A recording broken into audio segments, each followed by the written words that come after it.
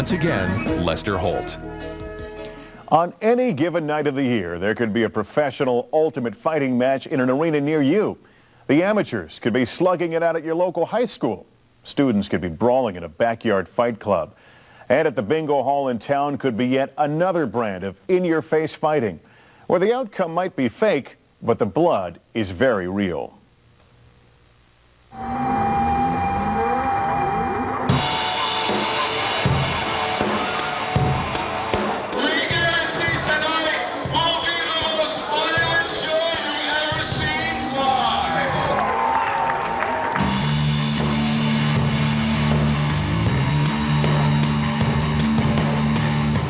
In small, unassuming places all across the country, extreme wrestling leagues called independents draw crowds thirsting not for the polished performances of the pros, but a brand of violence critics say is more insidious and primal.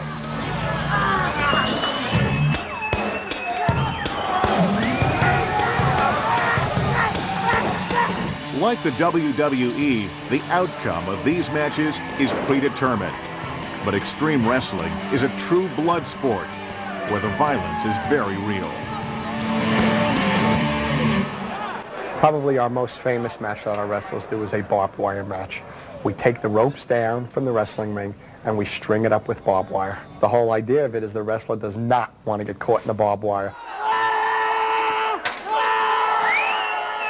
They love this. It just makes the place explode when they see a wrestler bleed. It's not sports, it's not entertainment, it's some kind of bastardized thing in the middle. It's like a glimpse of hell. Frank Ivadavia is a wrestler, promoter, and founder of Jersey All Pro Wrestling. Originally, he put on more traditional bouts until one day I was outside the ring and I whacked someone with a chair and the roof blew off the place.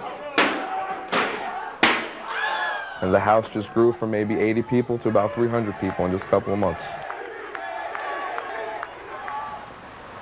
Here at this bingo hall in Bayonne, Jersey All Pro promoted weapons matches where fans brought in everyday items for the wrestlers to use in the ring. For the fighters, there's no real money to be made, no fame beyond the few hundred spectators. Just the sheer thrill of violence and putting on a good show. From Sunset Park, Brooklyn, Lowlife, Louis Ramos! I played that moment in my head for so many years. I planned the moment that my name would be called, my music would play, and all the people would react favorably to me. 22-year-old Louis Ramos grew up in a tough neighborhood in New York. Wrestling has been in his blood ever since he can remember. It was almost like an escape for me. Like, I could pretend to be a character as a wrestler, or I can just watch it. Now Ramos is a crowd favorite, mostly because he is so willing to take a beating, and he does it for at most $100 a night. The blood is 100% legitimate. I've been cut with the barbed wire. Those have bled. I've been stapled. I could take this stapler gun. This is a basic stapler and stick staples in my arm. When you walk in the ring, you know basically who's gonna come out victorious. But the beating is legitimate and we are getting hurt. There is no bones about it. For a year, Jersey All Pro operated under a permit from the town of Bayonne. But when Mayor Joe Doria heard from residents concerned about extreme wrestling, he took a long, hard look. My reaction was that it was barbaric. It was basically an attempt to create a sensational form of entertainment where people would be cut up. It's not something I'd want happen to me, so it's like seeing other people bleed. I like to yelling and mixing it up with them. As brutal as extreme wrestling may be, much of the crowd is made up of parents and children. You like the guys, what, beating each other up? Yes, we like. It's like a great experience. They'll never forget this. Jersey All Pro Wrestling, as far as family entertainment, You know, I'd like older fans at our shows, but there's young people there too. As far as the critics go, let them come to a show before they knock it. I think the biggest danger is it sells attitude, and it tells kids that you deal with things either violently or the threat of violence or it's confrontation, it's in your face. I think it's anti-women. I think it's anti-humanity at some level. In May 2000, Mayor Doria pulled Jersey All-Pro's permit to put on shows in Bayonne. It's just pure and simple. Let's get the blood flowing. Let's make everybody sensational.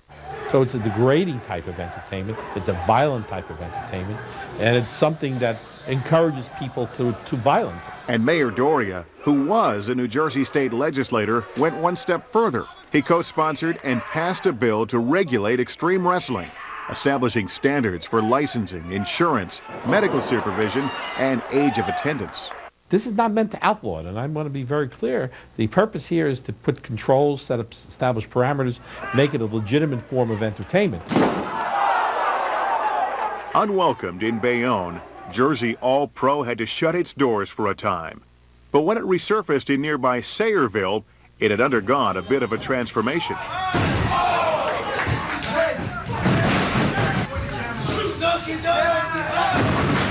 The weapons were gone, and there was a lot less blood. But Jersey All-Pro still featured heaps of profanity and flesh.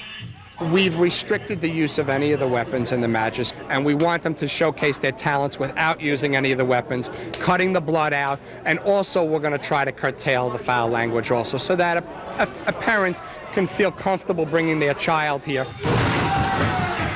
The changes led to a drop in attendance, but in 2002, Jersey All-Pro was allowed back in Bayonne. And even with the changes, some say the damage has already been done. They are just pushing this crap, and they can sit there and say that it's all entertainment. But I think that it does a lot of inherent damage, and it's something the culture really doesn't need. When we come back, no fighter has put his life and limb on the line more than 27-year-old Frank Shamrock. It's a human chess match at its highest level because the stakes are so high. You know, you could get knocked out or, you know, choked out or have a lock put on you.